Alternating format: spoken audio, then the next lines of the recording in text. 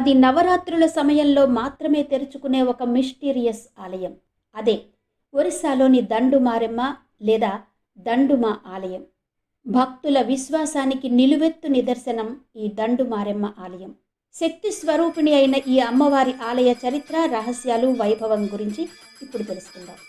స్థానిక పురాణాల ప్రకారం దండుమారెమ్మ అమ్మవారు దుర్గాదేవి అవతారంగా ఇక్కడ ప్రత్యక్షమయ్యారని చెబుతారు. శక్తి పూజకు ప్రసిద్ధిగాంచిన ఈ ఆలయం అనేక శతాబ్దాల చరిత్రను కలిగి ఉంది. గ్రామస్తులు, భక్తులు తరతరాలుగా నవరాత్రుల్లో మాత్రమే ఇక్కడ పూజలు నిర్వహిస్తారు. ఈ ఆలయం ఎందుకు సంవత్సరం పొడవునా మూసి ఉంచబడుతుందో ఒక రహస్యమే.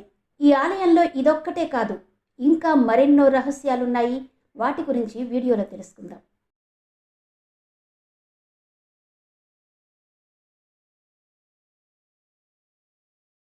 మన దేశంలో ప్రసిద్ధి చెందిన దుర్గా ఆలయాలు ఎన్నో ఉన్నాయి.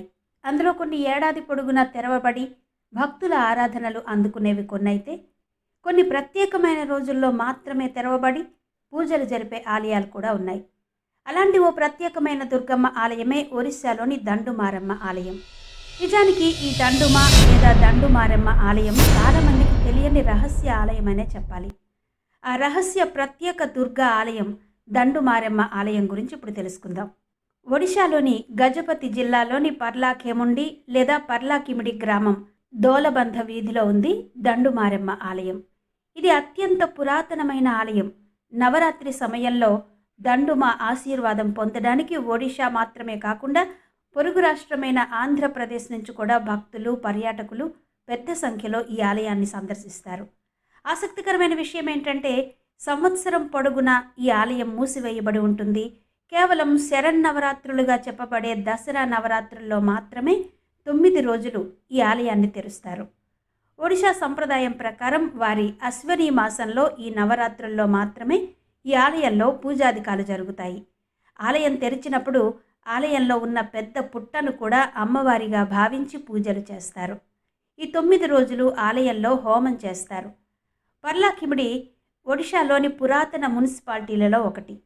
ఆంధ్రప్రదేశ్ సరిహద్దులో ఉన్న ఈ పర్లాకిమిడి విశిష్టత ఏంటంటే, ఇది ఒడిశాలోని ప్రాంతమైనప్పటికీ ఇక్కడ తెలుగు, ఒరియా 2 భాషలు కూడా సమంగా మాట్లాడతారు. ఈ ప్రాంతం గుండా ప్రవహించే మహేంద్ర తనయ నది ఈ ప్రాంత అందాన్ని మరింత పెంచుతుంది. ఈ నగరం ఒడిశా సాంస్కృతిక కేంద్రంగా పరిగణించబడుతుంది. ఈ ప్రాంతం నుంచి చాలామంది గొప్ప గొప్ప కవులు, రచయితలు, చరిత్రకారులు ప్రసిద్ధి చెందారు. ఇక ఆలయం చరిత్ర విషయానికి వస్తే, దాదాపు 255 సంవత్సరాల క్రితం ఆనాటి పర్లాకిమిడి రాజులు పర్లాకిమిడి రాజమహల్లో ఈ దండుమారెమ్మ అమ్మవారి విగ్రహాన్ని పూజించేవారట. 1768లో బ్రిటిష్ సైన్యంతో విజయనగర పాలకుడు విజయరామరాజుతో కలిసి పర్లాకిమిడి పాలకుడు జగన్నాథ్ గజపతి నారాయణ్ దేవ్ మధ్య జరిగిన యుద్ధంలో ఈ విగ్రహాన్ని దండుమల వీధికి తరలించారని చెబుతారు. ఈ యుద్ధంలో పర్లాకిమిడి పాలకుడు ఓడిపోయాడు. ఆ తర్వాత దండుమల వీధి నివాసితులను దండుమారెమ్మ దేవిని పూజించమని ఆదేశించారట. అప్పటి నుండి పర్లాకిమిడి దండుమల వీధిలో అమ్మవారి ఆరాధన జరుగుతుందని చెబుతారు. దండుమల వీధిలో నివసించే చాలామందికి ఎన్నో సందర్భాల్లో అర్ధరాత్రి సమయంలో ఈ దండుమారెమ్మ దేవి అందమైన కన్యగా దర్శనమిచ్చేదట. దండుమారెమ్మ దేవి ఈ ప్రాంతంలో తరచుగా తిరిగేదని, అందుకే ఆలయ తలుపులు ఏడాది పొడవునా మూసివేసి ఆ తర్వాత 3 రోజుల పాటు తెరిచి ఉంచేవారని ప్రజలు చెబుతారు. దండుమల వీధిలో జరిగే వ్యాధులు, దొంగతనాలు, ప్రమాదాలు, ఇలా ఏ విపత్తులను, ఆఖరికి ప్రకృతి వైపరీత్యాల నుండి కూడా దేవత తమను రక్షిస్తుందని స్థానికుల ప్రగాఢ నమ్మకం. ఇక ఈ ఆలయంలో ఇప్పటికీ ఎవ్వరికీ అంతుపట్టని ఒక రహస్యం ఉంది.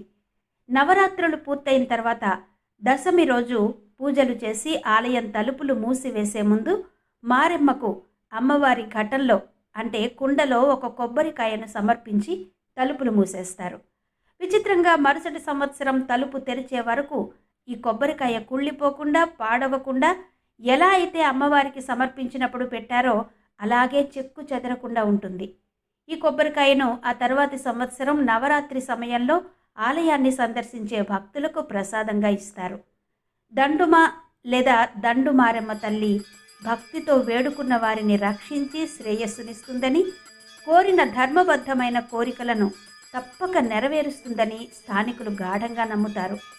కాల ప్రవాహంలో ఎన్ని మార్పులు వచ్చినా ఒరిస్సాలోని పర్లాకిమిడి దండుమారెమ్మ ఆలయంలో మాత్రం నేటికి అన్ని పూజలు సంప్రదాయ పద్ధతిలోనే నిర్వహించబడుతున్నాయి. ఇక ఈ ఆలయానికి ఎలా వెళ్ళాలి అంటే బెర్హంపూర్, రాయగడ, శ్రీకాకుళం, విజయనగరం నుండి రోడ్డు మార్గం ద్వారా పర్లాకిమిడి చేరుకోవచ్చు. ఇక రైలు మార్గం ద్వారా వెళ్ళాలి అంటే పర్లాకిమిడిలో రైల్వే స్టేషన్ ఉంది. పర్లాకిమిడి వరకు రైల్లో చేరుకుని ఆలయానికి వెళ్ళవచ్చు. విమాన మార్గం ద్వారా వెళ్ళాలి అంటే సమీప విమానాశ్రయం విశాఖపట్నం విమానాశ్రయం. ఇక్కడి నుంచి దాదాపు 190 కిలోమీటర్ల దూరంలో ఉన్న పర్లాకిమిడికి బస్సు లేదా క్యాబ్ ద్వారా చేరుకోవచ్చు. ఇవి అత్యంత మిస్టీరియస్ ఆలయంగా పేరు పొందిన ఒరిస్సా పర్లాకిమిడిలోని దండుమారెమ్మ ఆలయ విశేషాలు. మరో చక్కటి ఆధ్యాత్మిక అంశంతో మళ్ళీ కలుసుకుందాం. అంతవరకు సెలవు. నమస్తే.